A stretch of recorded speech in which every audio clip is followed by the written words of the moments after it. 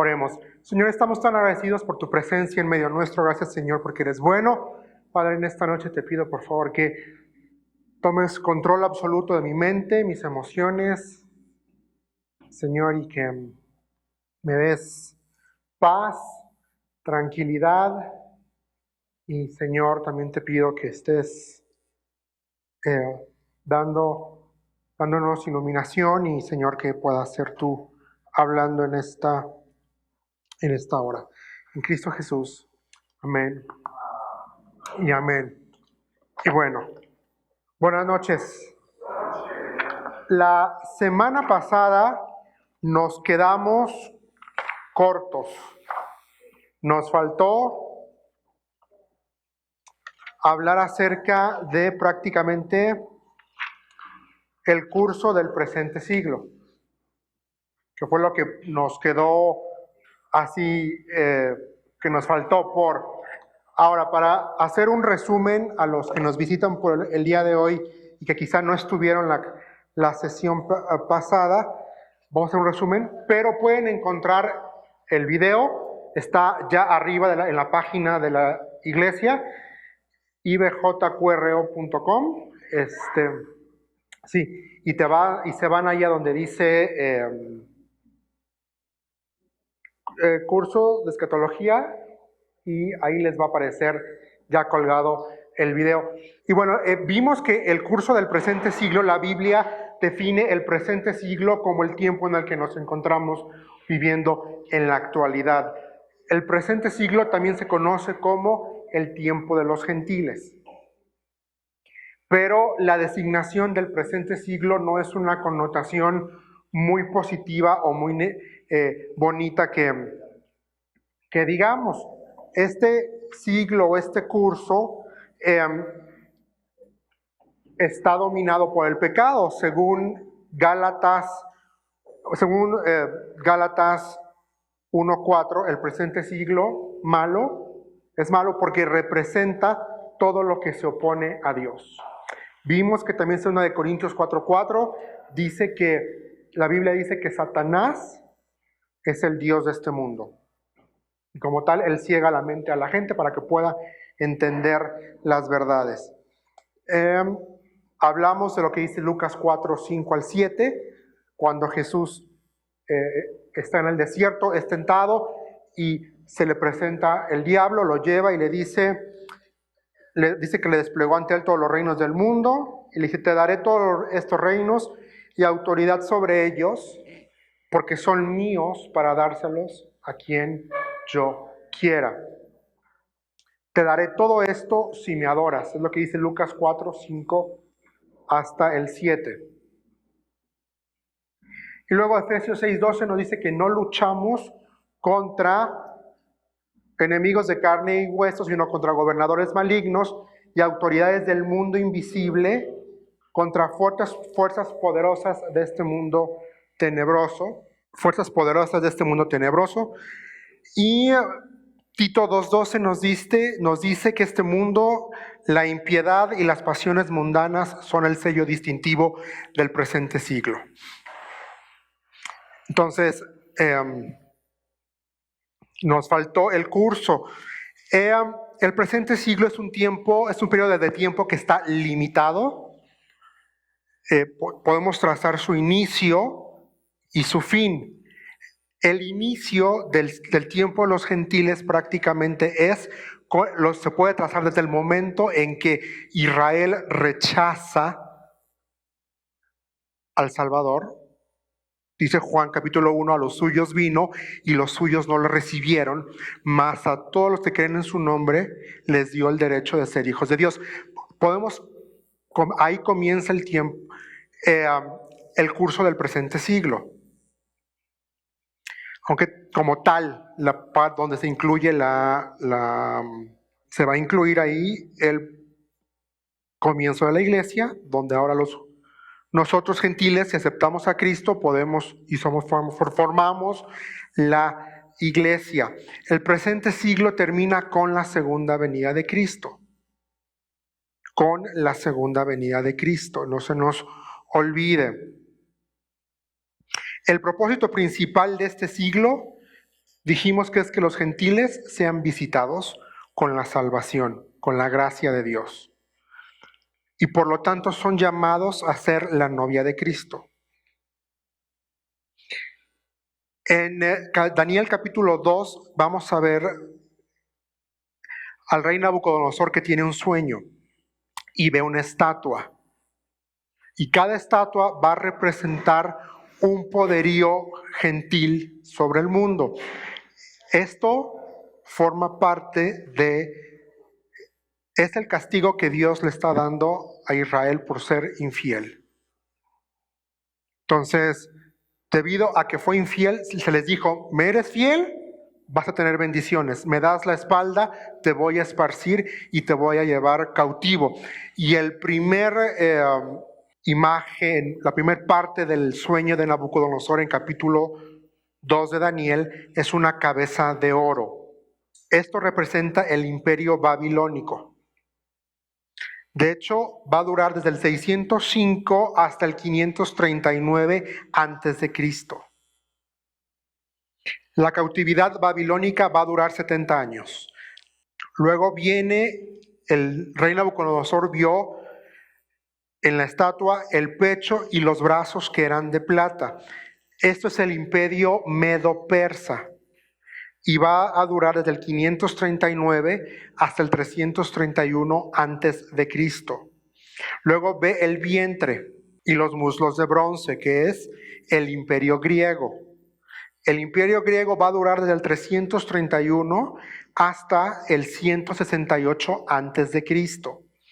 Después, la estatua que ve Nabucodonosor son piernas de hierro, y esto representa al imperio romano. El imperio romano va a durar desde el 168 antes de Cristo hasta el 476 después de Cristo. Luego vamos a ver los pies, que es una mezcla de hierro y barro cocido.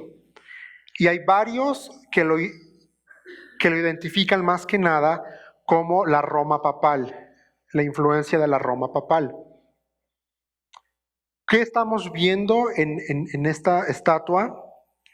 Si bien lo que llama la atención es que son metales: oro, plata, bronce, hierro y después una aleación.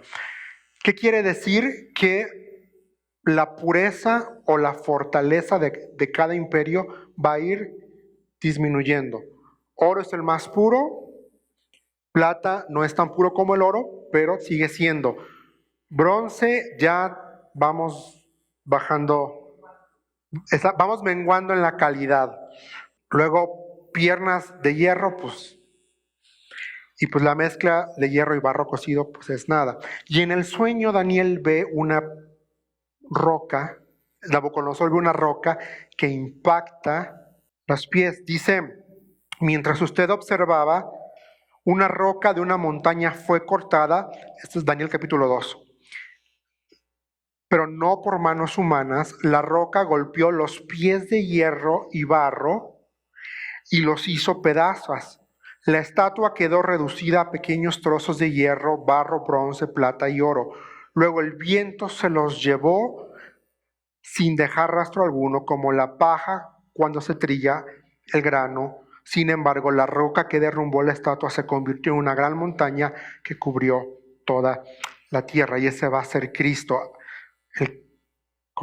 Al destruir ese imperio para establecer el reino milenial. Pero no vamos a hablar todavía de eso hoy.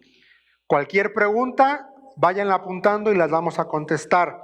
Porque antes de entrar a estudiar qué onda con la mezcla de barro y barro cocido, esta noche quiero hablar con ustedes, si el Señor nos los permite, acerca del rapto, el traslado de la iglesia.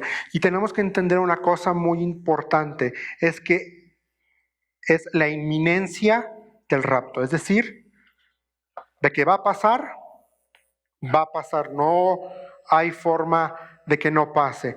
Ahora, el rapto como tal, no tenemos una señal propia que nos diga, después de esto va a ocurrir. Porque al respecto se dice que nadie sabe el día y la hora más que Dios. Sin embargo, estoy haciendo énfasis. Primero, el rapto, traslado de la iglesia, es inminente. El rapto inaugura o es el evento inaugural inicial de lo que se conoce como el Día del Señor. El Día del Señor termina con la segunda venida de Cristo a la tierra.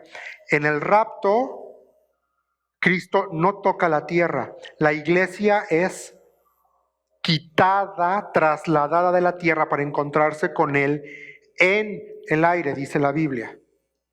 La segunda venida, Cristo viene con la iglesia. Cristo viene con la iglesia y pone pie en la tierra y todo mundo lo va a ver. Jesús hizo énfasis en la inminencia del rapto.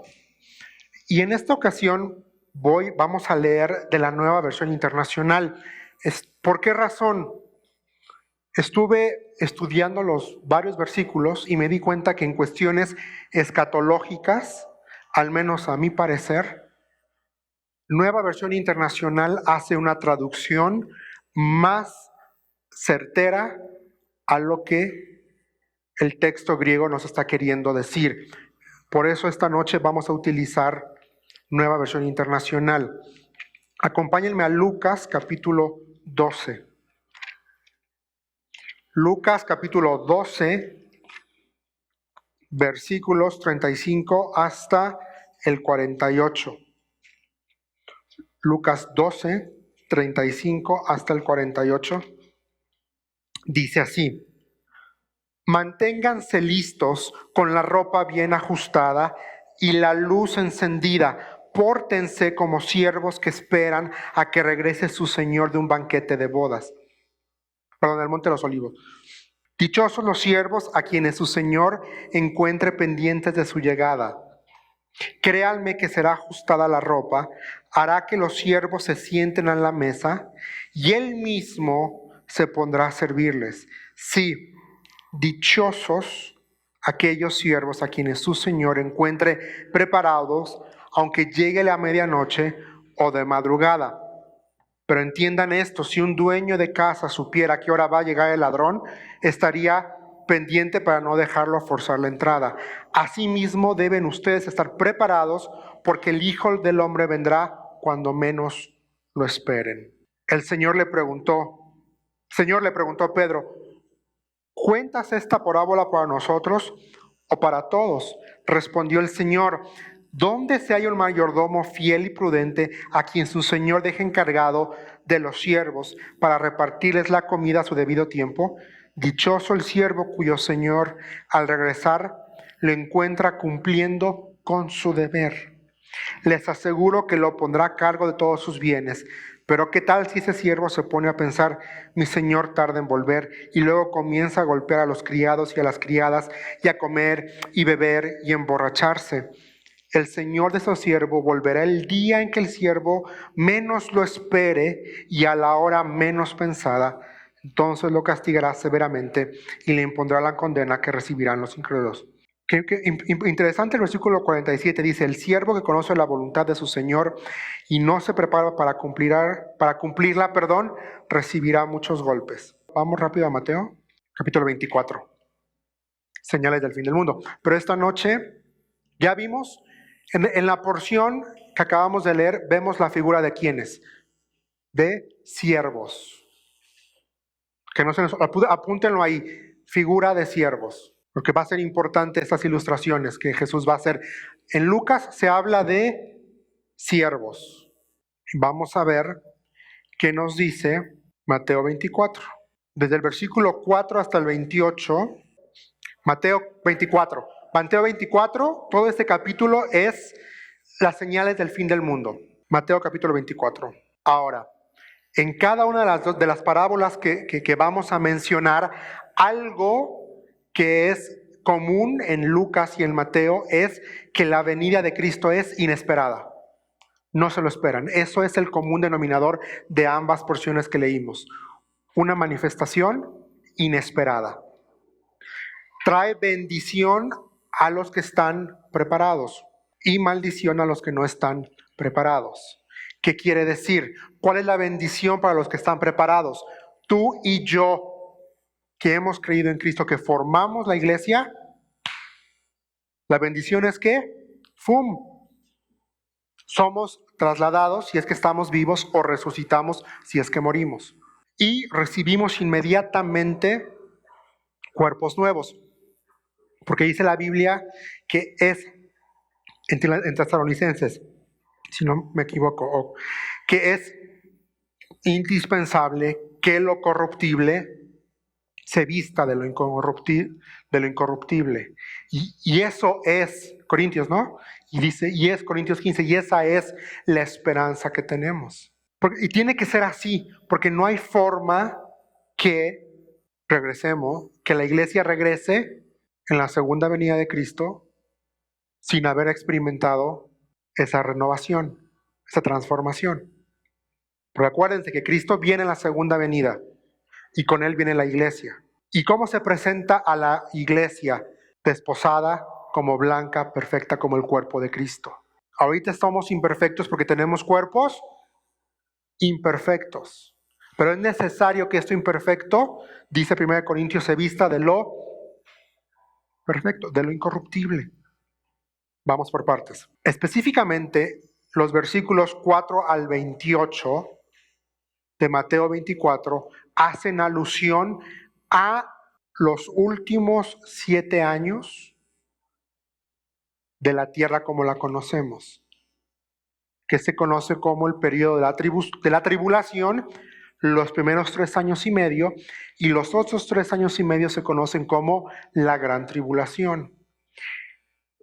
Este periodo de tiempo también se conoce como la semana 70 de Daniel. La semana 70 de Daniel comprende la tribulación y la gran tribulación. Son dos términos diferentes. Tribulación son los primeros 3 años y medio y la gran tribulación son los últimos 3 años y medio de este periodo de 7 años. Y la gran tribulación son dos cosas diferentes, completamente diferentes. Entonces, Mateo 9, Mateo 24, desde el 4 al 28, hace alusión a la semana 70 de Daniel, para no hacer la división de tribulación y la gran tribulación, mis hermanos, voy a utilizar el término la semana 70 de Daniel para que nos quede claro. A menos que sea necesario, voy a hacer la división, la tribulación y la gran tribulación. Entonces, para fines prácticos, a partir de ahora, la semana 70 voy a hablar de ella, va a ser este periodo de tiempo, ¿ok? Mateo 24, 36, ¿qué nos dice? Pero en cuanto al día y la hora, nadie lo sabe, ni siquiera los ángeles en el cielo, ni el Hijo, sino solo el Padre. La venida del Hijo del Hombre será como en tiempos de Noé. Porque en los días antes del diluvio comían, bebían y se casaban y daban en casamiento hasta el día en que Noé entró en el arca. Y no supieron nada de lo que sucedería hasta que llegó el diluvio y se los llevó a todos. Así será en la venida del Hijo del Hombre. Estarán 2 hombres en un campo, uno será llevado y el otro será dejado. 2 mujeres estarán moliendo, una será llevada y la otra será dejada. Por lo tanto, manténganse despiertos porque no saben qué día vendrá su Señor. Pero entiendan esto, si un dueño de casa supiera a qué hora de la noche va a llegarle el ladrón, se mantendría despierto para no dejarlo forzar la entrada. Por eso también ustedes deben estar preparados, porque el Hijo del Hombre vendrá cuando menos lo esperan. Y el siguiente versículo va a hablar de siervos. Mateo 24, 36, el autor, el que está hablando, que es Jesús, nos va a regresar ¿a qué? Va a regresar a los eventos de la semana 70 de Daniel. Mateo 24, 36 dice: pero en cuanto al día y la hora, nadie lo sabe, ni siquiera los ángeles en el cielo, ni el Hijo, sino solo el Padre.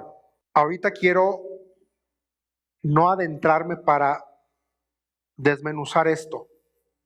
Lo vamos a hacer. Pero ahorita estoy estamos viendo estos versículos porque no sé si ya lograron ver que está refiriéndose a algo que va a ocurrir inminente. Algo inminente.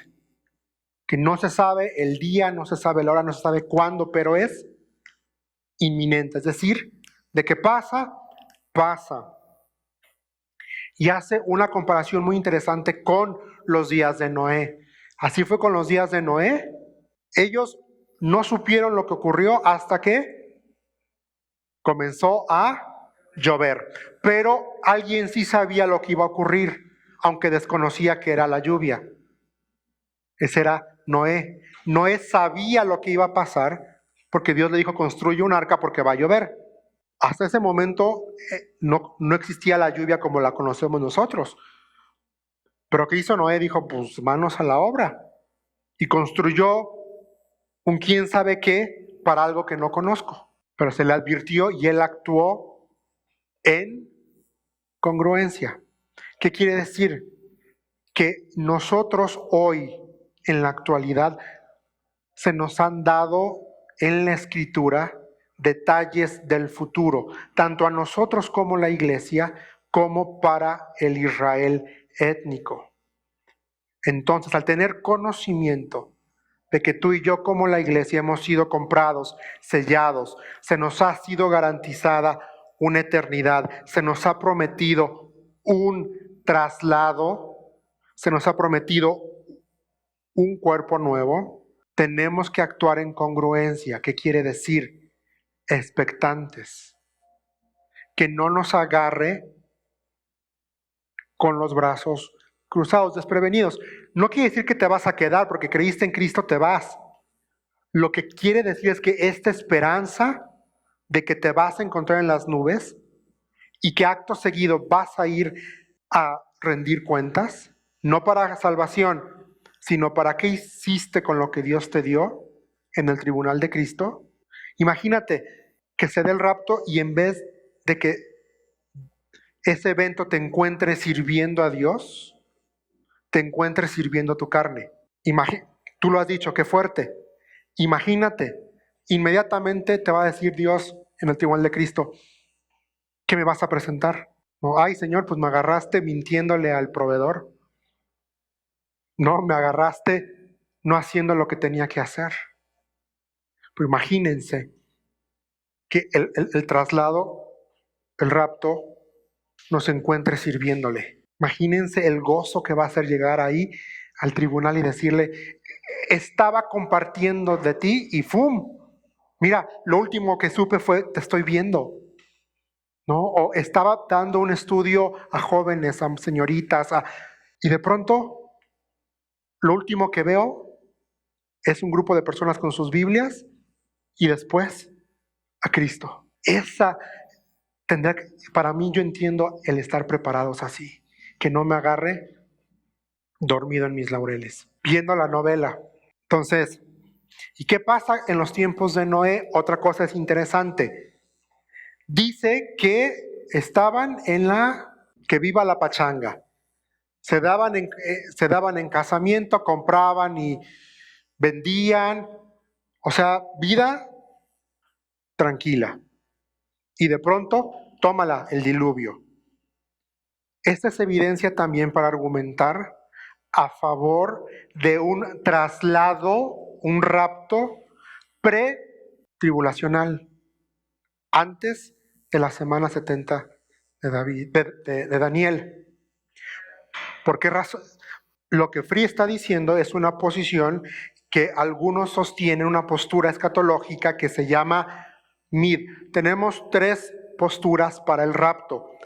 Pretribulacional, que es antes de los 7 años, mid-tribulacional, que es a los 3 años y medio, antes de que arranque la gran tribulación, y post-tribulacional, que quiere decir que la iglesia se va a chutar los 7 años y acto seguido, así, son raptados y luego regresan. Hay mayor evidencia en la escritura para sostener un rapto que nos damos antes de los 7 años. Por esta también razón, Jesús aquí está diciendo en Mateo 24, como en los días de Noé. Y si nosotros volteamos ahorita a ver la sociedad como está, estamos como en los días de Noé. Y ahí dice que se daban en casamiento, vendían y...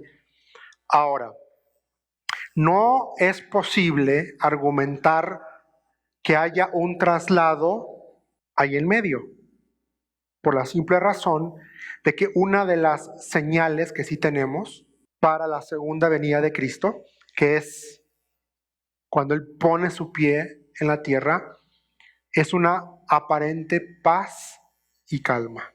Pero que 3 años y medio se van a dar cuenta que era que les vieron la cara. Ahora, es imposible que esta porción que dice que serán raptados, serán tomados como en los tiempos de Noé, es imposible que hable que ocurre en la semana 70 de Daniel, por la simple razón de que en ese periodo no vas a poder comprar ni vender nada si no tienes el sello, la marca de la bestia. Y una iglesia, el creyente no va a poder hacer eso, porque te marcan con la marca, ya va y fuiste.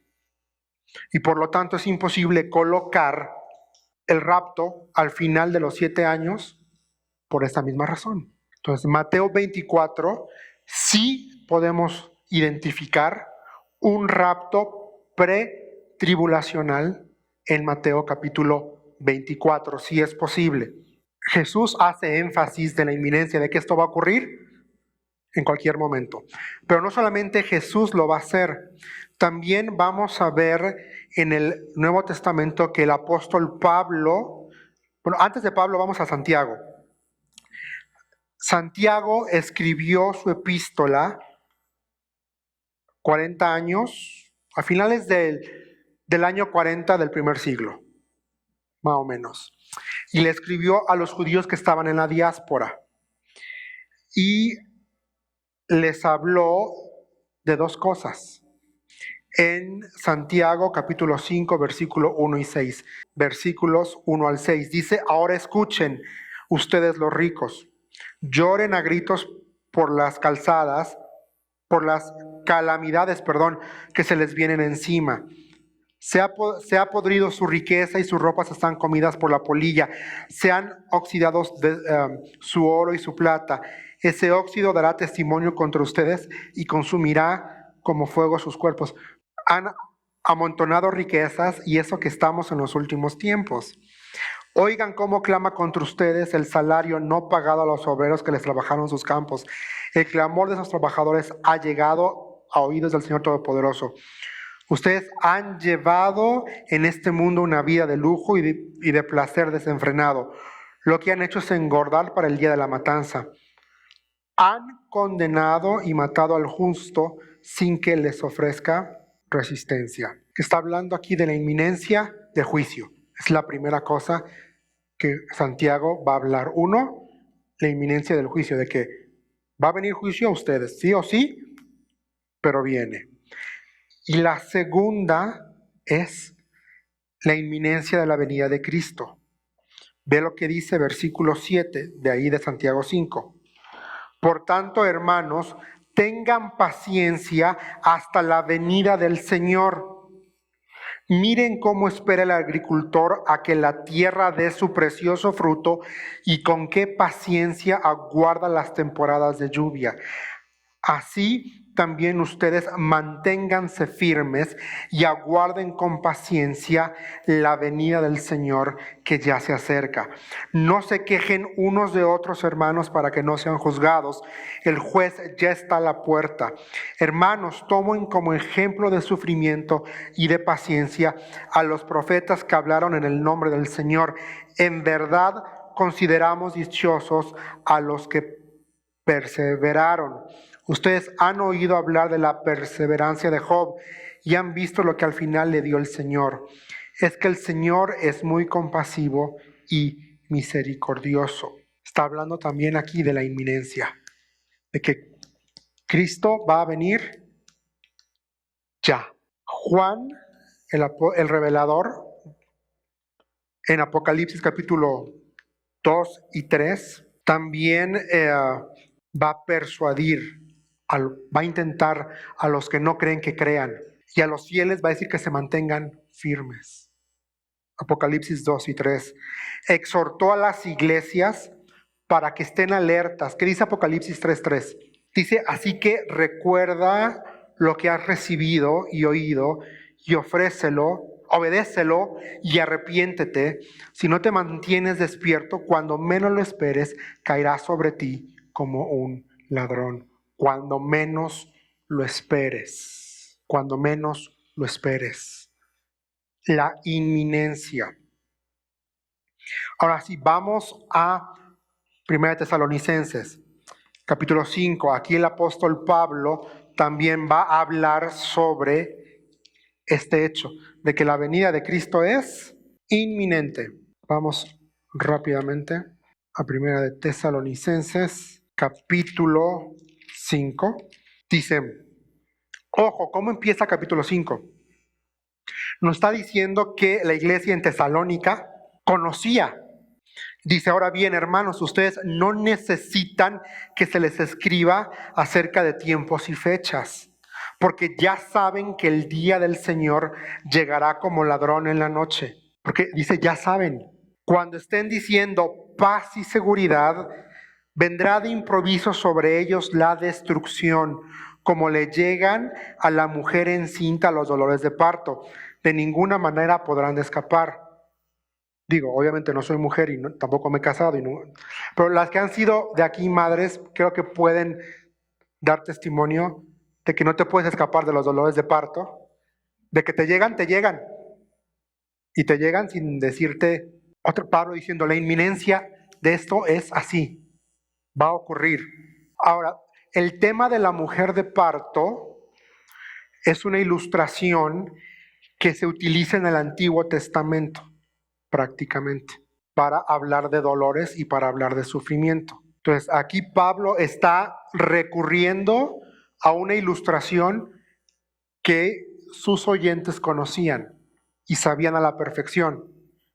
Nosotros hoy podemos entenderlo porque tenemos todo el Antiguo Testamento también, pero en ese momento cuando, por ejemplo, Isaías 13:8 se describe justamente como dolores de parto para describir la reaparición personal de Jesús en la tierra. Isaías 13:8, Jeremías 30:7-8, Miqueas 4:9 y 10, y nuevamente en Mateo 24:8. Dice, se retuercen de dolor como si estuvieran de parto. Espantados se miran unos a otros, tienen el rostro encendido. Por eso, por esta calamidad, nuevamente tenemos evidencia para justificar un rapto pretribulacional, porque Dios no va a permitir que la iglesia que fue comprada con la sangre de su Hijo tenga que pasar por un periodo de juicio, porque la semana 70 de Daniel es un periodo de juicio, específicamente para el Israel étnico, pero también para las naciones gentiles. Entonces Dios no puede permitir que la iglesia pase por juicio. ¿Por qué? Porque sus pecados ya fueron juzgados ¿en dónde? En la cruz. Y tú y yo como iglesia en la cruz fuimos declarados inocentes, justos, santos. Por eso no es posible, no hay forma alguna de sustentar un rapto a mitad de la semana 70 de Daniel o al final de la gran tribulación. No hay forma, porque ese periodo es de juicio para Israel y por consiguiente a las naciones. De hecho, Apocalipsis nos dice que durante este periodo la gente se va a querer matar y la muerte les va a huir. Dice Apocalipsis que querrán esconderse y la muerte les va, no se van a morir. Algunos sí, porque es parte del juicio. Porque se va a ir la tercera parte de la tierra, lo vamos a ir viendo. Cuando entremos a ver la semana 70 de Daniel, vamos a ver los 7 sellos, las 7 trompetas, y no son nada bonitas. Pero ahí el arrepentimiento, la salvación de esa gente le va a costar la vida. A ti y a mí no nos cuesta la vida, por eso estamos en el periodo de la gracia. Nos vamos a morir si es que Él no viene antes. Nos morimos por enfermedad o por lo que fuera, morimos. Pero la promesa es que vamos a resucitar si morimos antes de que Él venga.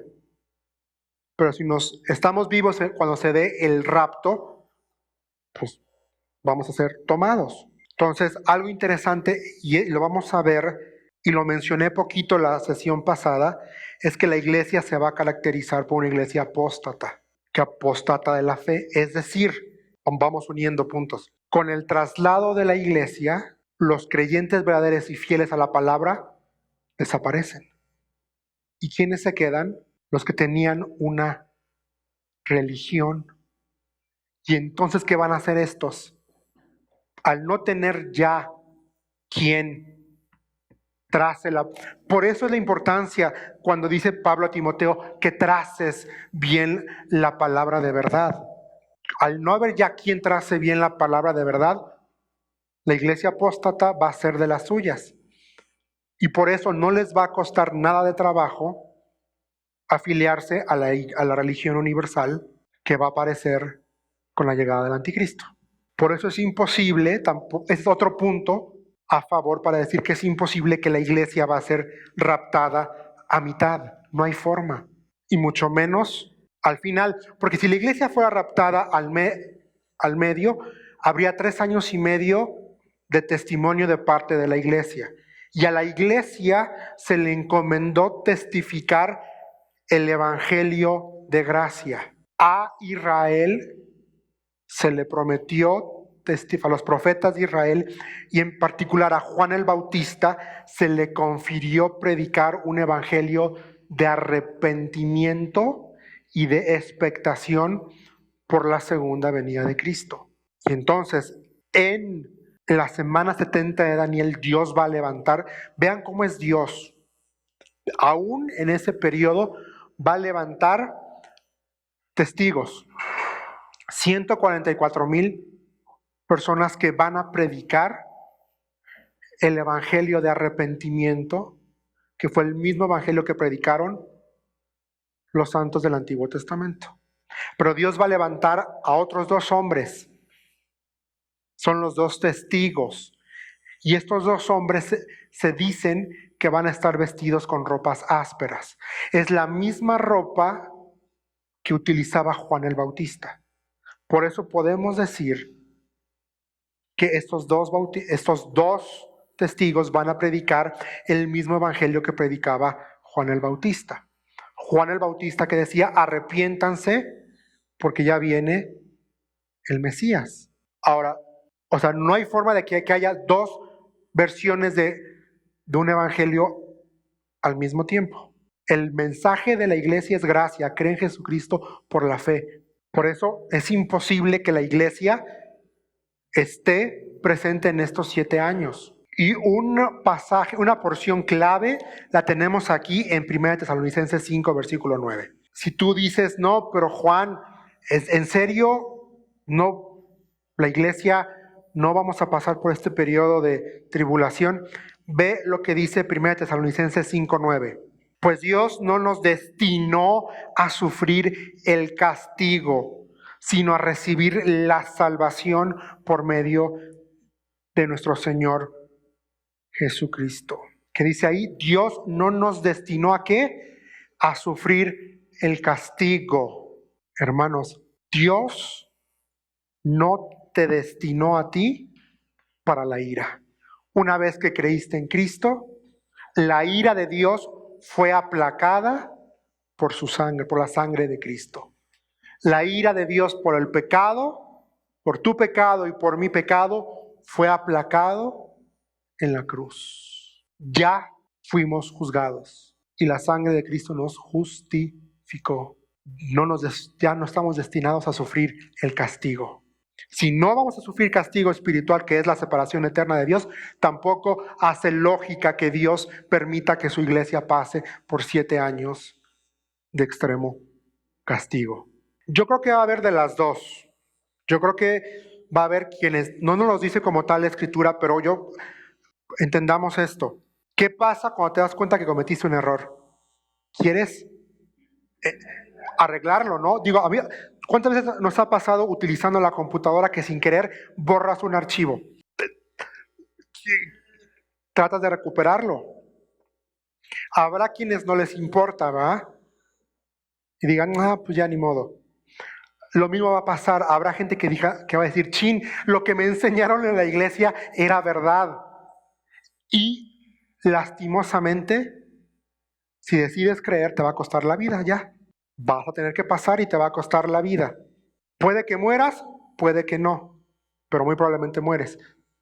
Ahora, sí va a haber seres humanos, esa es otra. Ahí vamos. Sí va a haber, ok, primero lo que quiero decir es, los que se quedan, va a haber quienes acepten a Cristo al darse cuenta de su error, pero les va a costar la vida. Y en este periodo de 7 años se va a predicar el Evangelio del Reino. Es una otra oportunidad que Dios le da a Israel para arrepentirse. Y obviamente va a haber judíos como gentiles que van a escuchar y van a creer. Estos seres humanos que perduren los 7 años van a ver la venida de Cristo, la segunda venida de Cristo a la tierra. Porque acuérdense que Jesús va a venir a establecer el reino milenial. ¿Y sobre quiénes va a reinar?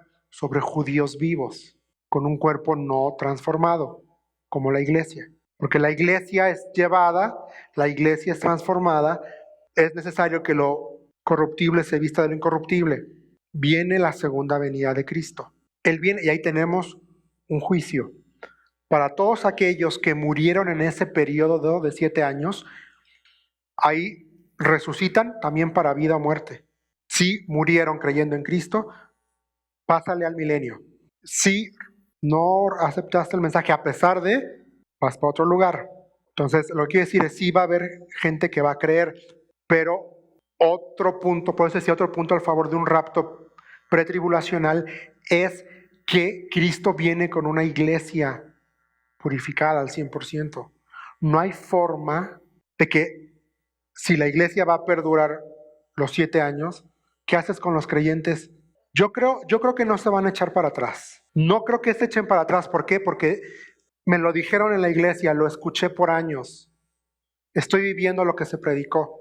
¿Tú crees que vas a poner el término, como diría el gringo, vas a, ¿cómo decirlo? Jeopardize, poner en riesgo tu eternidad? Ahí la gente va a decir, o me muero de hambre, o por la horca, o por como sea el instrumento de muerte, o cuello. ¿Por qué? Porque están viendo que lo que dijo la Biblia se está cumpliendo. Y ante la evidencia, el que de verdad cree, mira, hoy la gente que venía a la iglesia y nunca hizo una profesión por fe en Cristo, tremendo. Pues tuvo una religión nada más, nunca quiso dar ese paso. O familiar que decía, chin, lo que me decía mi cuñado, mi tío, mi abuela, mi esposa, era verdad. Chin, ya me quedé.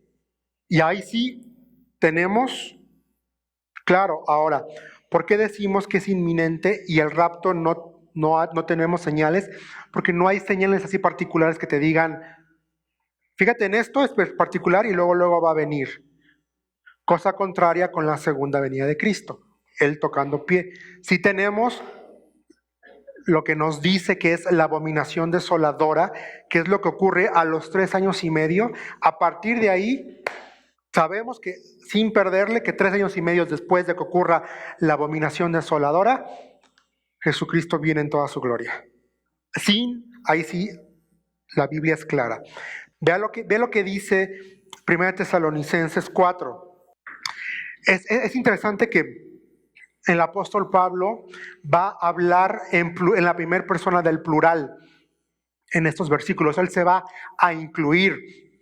Dice conforme a lo dicho por el Señor, 1 Tesalonicenses 4:15, dice, afirmamos que nosotros, los que estemos vivos y hayamos quedado hasta la venida del Señor, de ninguna manera nos adelantaremos a los que hayan muerto.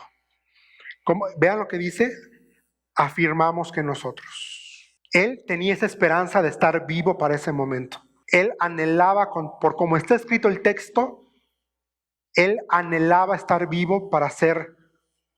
Y esa es la esperanza que tenemos como iglesia. Esa es nuestra esperanza. La esperanza de la iglesia es ser trasladados para encontrarnos con Él. La esperanza de Israel étnico es verlo venir en la parusía, que es cuando Él pone pie en la tierra. Ese es un término. Para la venida de Cristo es la parusía, es un término que se utiliza. Y parusía hace alusión directa a ese momento en cuando Él pone su pie. Otro término es apocalipsis. Apocalipto, que significa revelación, porque Él se va a revelar en este periodo de tiempo como lo que Él es. Y epifanía, pues es venida, ¿no? Luego, versículo 17 de 1 Tesalonicenses 4 dice, luego los que estemos vivos, otra vez Él se incluye, los que hayamos quedado, ¿qué dice? Seremos arrebatados junto con ellos en las nubes para encontrarnos con el Señor. ¿En dónde dice? En el aire. Y así estaremos con el Señor para siempre. Inmediatamente abres los ojos y ya estás en las bodas del Cordero, ya recibiste en cuanto te mueres. Vamos a explicarlo. Nosotros pensamos en términos de tiempo como lo entendemos tú y yo hoy aquí. Pero acuérdate que Dios es sin tiempo. La espiritualidad no conoce tiempo. Porque decir que si nos morimos aquí y esperamos un tiempo es abrirle la puerta a una herejía que se llama purga, limbo, purgatorio, limbo, que es una herejía. Sí, porque dice ahí, de ninguna manera nos adelantaremos a los que ya murieron. O sea, no hay ningún versículo que diga que estamos en hold, en espera. Es que traemos un gran bagaje del español de la 60. La 60 traduce dormirar, pero el término correcto es morir. Porque dices, si duermo, exactamente, estás abriendo, dejas ahí un campo para... ¿Y qué pasa? Hay un limbo. Hoy mismo estarás conmigo en el paraíso. No le dice, te vas a dormir y cuando el Padre lo decida, estarás con... Jesús dice, hoy mismo estarás conmigo en el paraíso. El que se muere en Cristo, inmediatamente resucita y se va con Él. Porque tú y yo estamos, los que murieron sin aceptar a Cristo. Ya no hay dos oportunidades. Mira, ya no hay, vamos a explicarlo así. A ver si se entiende esto. Los que se mueren sin Cristo antes de el traslado, condenación eterna.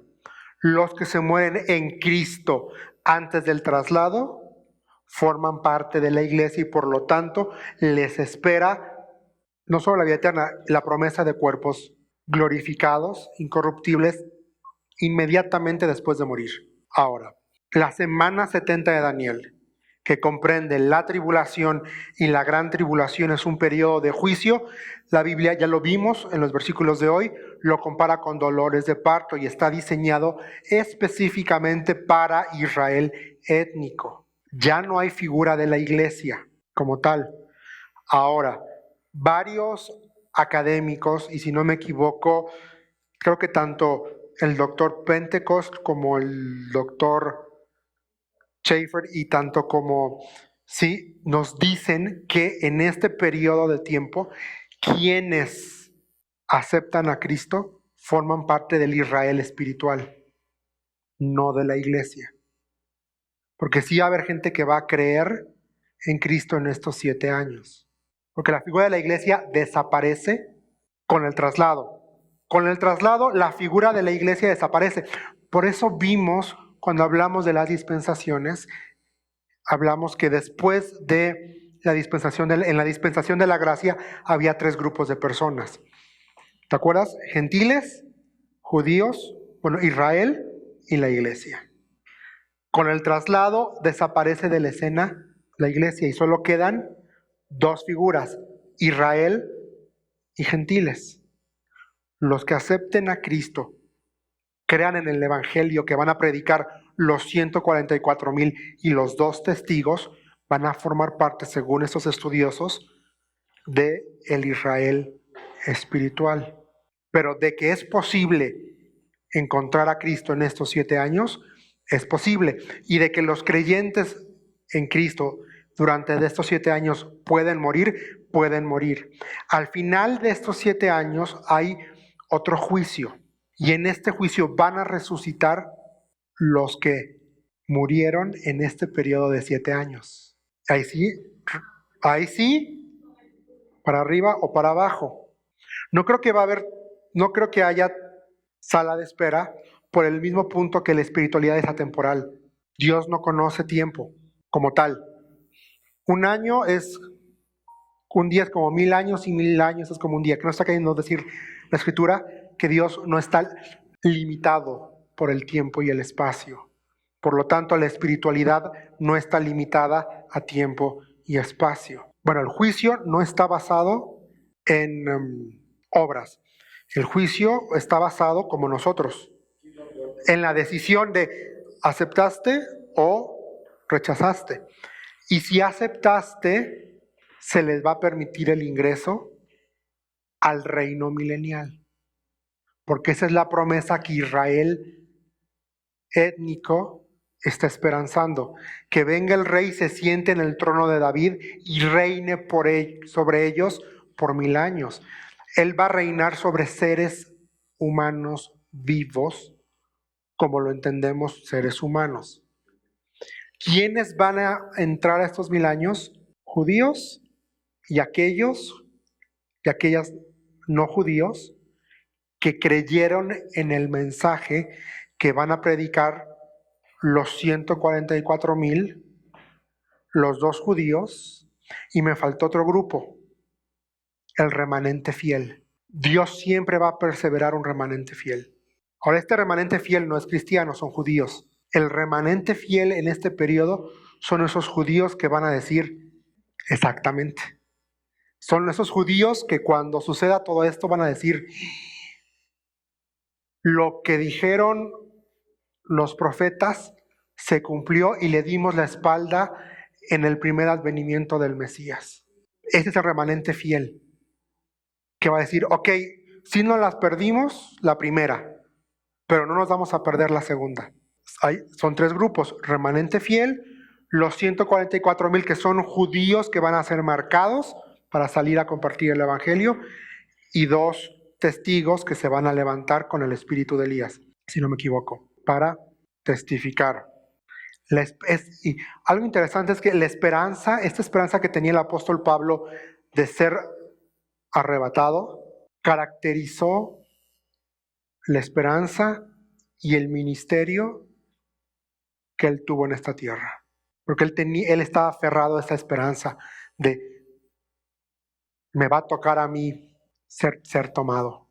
Qué lindo, ¿no? Y eso es parte del aspecto, y se los mencioné en otra sesión, no me acuerdo cuándo, que es parte de lo que celebramos con la Santa Cena. Porque dice, proclamamos la muerte de Cristo, proclamamos hasta que Él venga. Y a veces en Santa Cena, a veces nada más nos enfocamos en la muerte y nos olvidamos que estamos esperando el ser tomados, el recibir cuerpos glorificados, incorruptibles. Esa es la esperanza que tenemos hoy aquí. Por eso dice Jesús, esto es parte que también podemos hablar de la inminencia de su venida. Él mismo hizo alusión a esto en la última cena, al repartir los elementos. Porque no volveré a hacerlo hasta el día que esté con ustedes nuevamente. Y ahí mismo Él dice, si me voy a prepararles un lugar para que donde yo esté, ustedes también estén. esa inminencia. Esta noche quiero que nos llevemos esto, si se puede. El rapto va a ocurrir. El rapto de la iglesia va a ocurrir antes de que se desaten los últimos 7 años de la tierra como la conocemos. Porque dice Apocalipsis que los días se van a cortar. Tanta va a ser la destrucción, la calamidad, que en una muestra de gracia Dios va a recortar los días. Vean lo que dice 1 Corintios 15, 51 y 53. Dice, fíjense bien en el misterio que les voy a revelar. Era un misterio. No todos moriremos, otra vez él incluyéndose, pero todos seremos ¿qué? Transformados. ¿Quiénes son todos aquí? Todos aquellos que han creído en Cristo Jesús. Acuérdate, el apóstol Pablo aquí está hablando antes de que ocurra el rapto, porque esa es su esperanza. Él tiene su esperanza fija en que va a ser quitado de la tierra, en que se va a encontrar con Cristo en las nubes. Y en este contexto dice, no todos moriremos, pero todos seremos transformados. Y otra vez la inminencia, dice, en un instante, en un abrir y cerrar de ojos, al toque final de la trompeta, pues sonará la trompeta y los muertos ve aquí lo que me preguntabas, Ale, y los muertos resucitarán con un cuerpo, ¿qué dice? Incorruptible. Y nosotros seremos transformados. Porque lo corruptible tiene que, me gusta por eso también como lo pone NBI, tiene que, es una necesidad, tiene que revestirse de lo incorruptible y lo mortal de inmortalidad. El concepto, ya para terminar, de inminencia incorpora 3 elementos. El primero, lo repentino. El segundo, lo inesperado. Y 3, la posibilidad de que ocurra en cualquier momento. Por eso se usa la ilustración, se usó la ilustración del ladrón que viene en la noche. El ladrón no te habla para decirte, voy a ir a afanar tus cosas el miércoles 4, pasadita de la medianoche. Pues no, Cristo puede venir en cualquier momento, punto. Y la venida de Cristo, mis hermanos, ya no nos da tiempo de ahondar más en segunda de Tesalonicenses, pero bueno, rápido, en primera de Tesalonicenses, si me puedes poner 2.1, segunda de Tesalonicenses 2.1. Porque dice algo aquí el apóstol, dice, ahora bien, hermanos, en cuanto a la venida de nuestro Señor Jesucristo y a nuestra reunión con Él. Otra vez, Pablo diciéndole a la iglesia, hey, esto puede ocurrir en cualquier momento. Y vuelve a hacer el énfasis, dice, nuestra reunión con Él. Vean la palabra, la terminología es importante, reunión con Él. Él quería enfatizar que el día del Señor, ¿por qué escribe, se me olvidó decir, por qué escribe primera y segunda Tesalonicenses? Para corregir un error. Porque había gente que estaba diciendo que ya había ocurrido y se habían quedado. Entonces Pablo dice, no se dejen engañar. De hecho dice, no le crean aún si alguien dice que viene de parte de mí o que ha recibido una revelación, no le crean. Pero dice que no puede ocurrir hasta que no sea revelado el hombre de pecado. En segunda de Tesalonicenses 2. No pierdan la cabeza, dice versículo 2, ni se alarmen por ciertas profecías, ni por mensajes orales o escritos supuestamente nuestros, que digan, ya llegó el día del Señor. Y acuérdense que el día del Señor comprende 2 elementos, el rapto y la segunda venida. No se nos olvide. No se dejen engañar de ninguna manera, porque primero, vea que dice, primero tiene que llegar la rebelión contra Dios y manifestarse el hombre de maldad, el destructor por naturaleza. Este se opone y se levanta contra todo lo que lleva el nombre de Dios o es objeto de adoración, hasta el punto de adueñarse del templo de Dios y pretender ser Dios. Y esto va a ocurrir en la semana 70 de Daniel. ¿Qué quiere decir? Pablo está diciendo aquí que la reunión aún no se ha producido, Y si esa reunión, que es el traslado, no se ha producido, entonces el día del Señor no estaba en marcha. Y con esto terminamos, con esta verdad. El día del Señor todavía no ocurre, pero que nuestra esperanza hoy apunte a nuestro encuentro con Él. Que seamos quitados de esta tierra sirviendo, que seamos siervos fieles cuando ese glorioso evento suceda, si es que estamos vivos. Y si morimos físicamente, tenemos esa esperanza que seremos, si morimos ahorita resucitaremos transformados, con cuerpo glorificados. Señor, muchas gracias por tu palabra, gracias Señor porque nos da esperanza. Señor, ayúdanos a seguir estudiando más acerca de este evento glorioso que inspira nuestras vidas y nuestras almas, Señor. Padre, tú hablaste. Jesús, estando ahí en el Monte de los Olivos, tú les diste luz a tus discípulos acerca del rapto y acerca de tu segunda venida. Señor, tú levantaste a dos hombres, uno que no te conoció personalmente, pero tenía esta revelación y de seguro él tenía acceso a tu discurso en el Monte de los Olivos, el apóstol Pablo. Señor, el otro sí escuchó este discurso en carne viva, Pedro. Y también Pedro habló de la inminencia del rapto y de tu segunda venida. Señor, gracias porque esta verdad está a lo largo y ancho del Nuevo Testamento. Ayúdanos a vivir, danos entendimiento y Señor, que nuestras vidas y nuestro servicio aquí te glorifiquen. En tu nombre estamos orando, en Cristo Jesús. Amén y amén.